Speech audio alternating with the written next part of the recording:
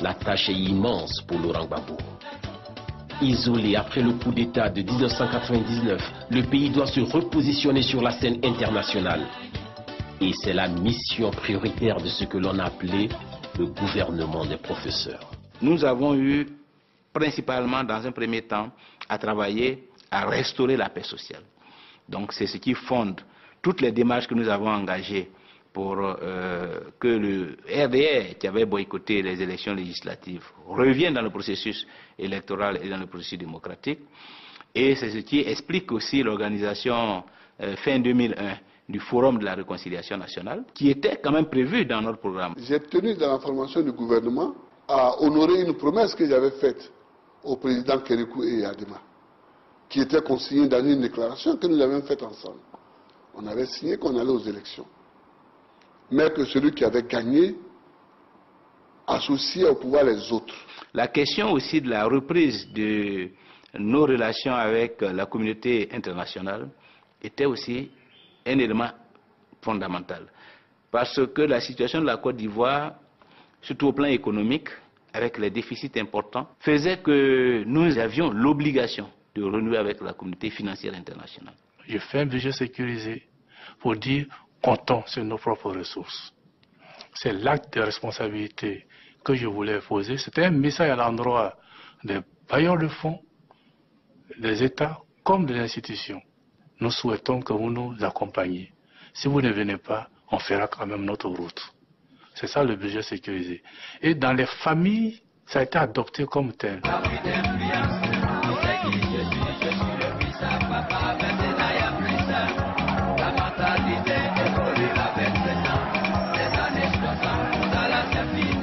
Laurent Gbagbo a eu depuis le début un souci, c'est de faire de la Côte d'Ivoire un pays indépendant. Et c'est ça qui ne lui a pas été pardonné au départ. Gbagbo n'est pas un chef d'État qui demande, qui avant d'aller en conseil de ministre, doit prendre voilà d'abord l'ordre du jour et donnez-moi qu'est-ce que vous en pensez. Et c'est tout ça qu'ils n'ont pas supporté.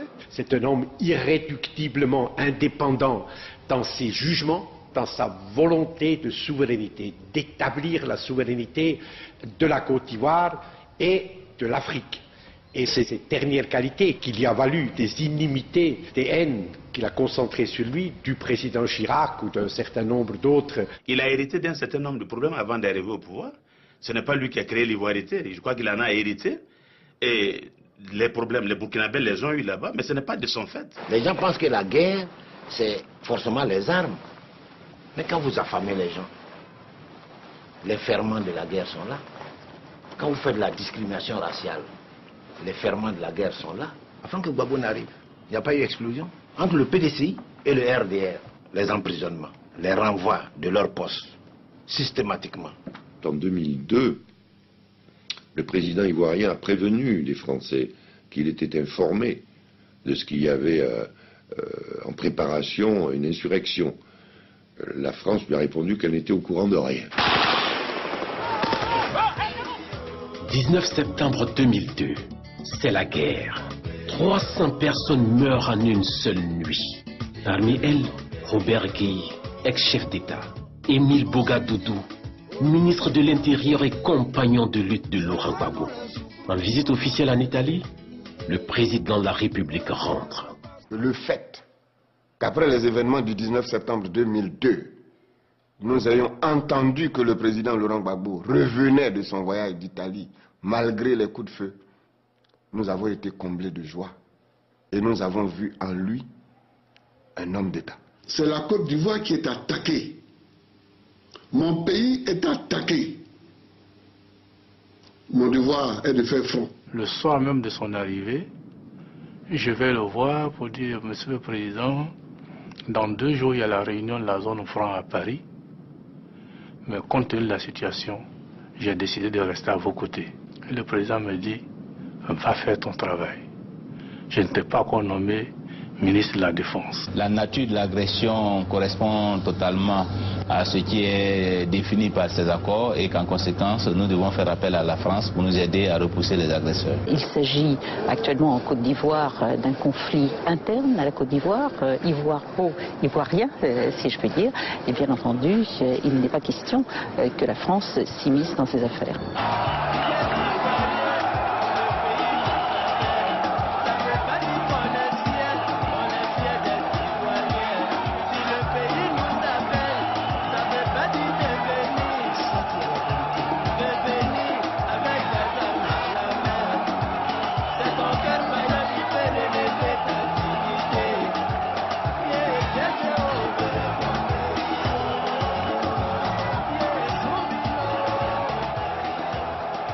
Avant la table ronde de Marcoussis, j'avais rendez-vous avec lui ce jour-là à 18h. Et puis aux environs de 17h, la nouvelle est tombée que la ville de Mans, à l'ouest de la Côte d'Ivoire, venait de tomber aux mains des rebelles. Je lui dis, Président, excusez-moi, si on peut reporter notre rendez-vous, ce ne serait pas mauvais. Le temps pour moi de vous laisser, de vous concentrer. Il m'a dit, non, jeune homme, moi je suis toujours concentré. Il dit, Président, j'ai pensé que la situation allait vous perturber par rapport à la prise de Mans. Il dit, non, moi, je suis le dernier rempart. Si je panique, et mon peuple.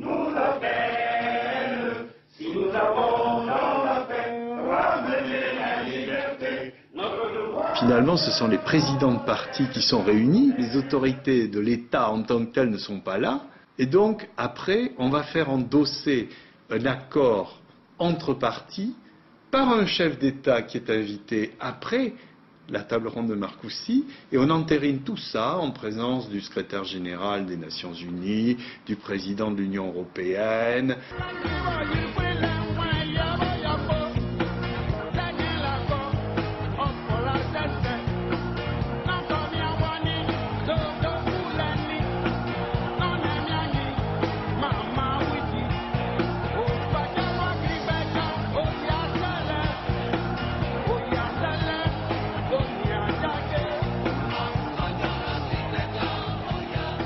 La mort vaut mieux plutôt que le déshonneur.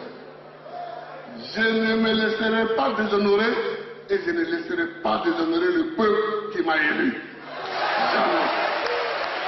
À Marcoussis, on a tout dit, sauf faire ce qui pouvait nous amener à arrêter immédiatement. Quand vous reconnaissez que quelqu'un est chef d'État et qu'il doit rester à son poste, ça devient difficile de le contourner. Mais est-ce que tout ce qui s'est passé dans l'intervalle n'était pas fait en sorte qu'on contourne celui qu'on considère comme chef d'État? J'étais révolté de voir que le monde entier se réunit pour dépouiller un homme qui a gagné de haute lutte un pouvoir qu'il exerce. Laurent Gbagbo a gagné les élections en Côte d'Ivoire en 2000. Des élections qu'il n'a pas organisées. Des élections organisées par un militaire qui a fait un coup d'État. Il a un subconscient européen, qui fait que quand quelqu'un fait irruption sur la scène de l'histoire, comme Laurent Gbagbo, qui dit non, fini le privilège, et qui met en œuvre la vraie souveraineté africaine qui a été volée, détournée, pervertie depuis 1962, surtout sous une fouette qui était au service total de l'empire néocolonial, eh bien ça heurte le subconscient néocolonial.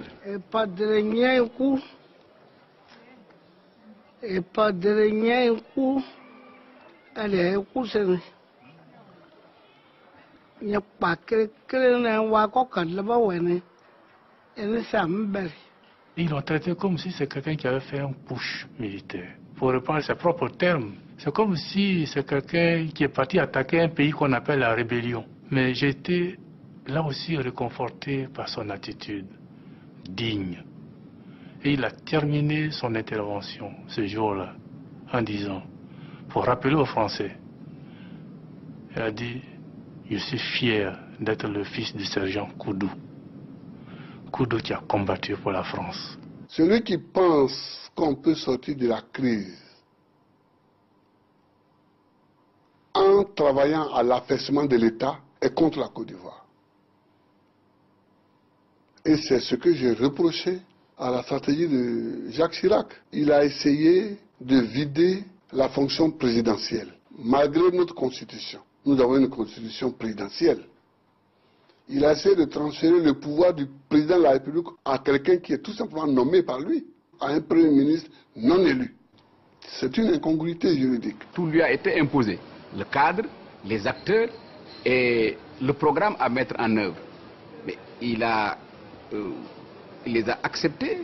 Il n'a pas voulu la confrontation directe, mais au fur et à mesure, progressivement, avec les premiers ministres successifs, que ce soit Seydou Diarra ou Konan Banny, il a montré dans l'application les limites justement de ces accords de Marcoussis. Quiconque, au nom de l'intérêt idéologique ou des intérêts économiques, veut nous asservir, nous trouvera debout. Il se reprend chaque fois. Parce que là où vous croyez qu'il se trouve, il n'est plus là-bas, il a dépassé ça. Ce que je reproche au PDCI, je vais plus loin, c'est qu'en Marcoussis, ils ont défendu la légalité. Ils auraient dû continuer à faire de la résistance parce que c'est dans la logique du PDCI. On ne peut pas soutenir les dérapages de l'armée française et s'allier à la rébellion. Ça n'a pas de sens. En l'absence du chef, il a été attaqué. En l'absence du chef.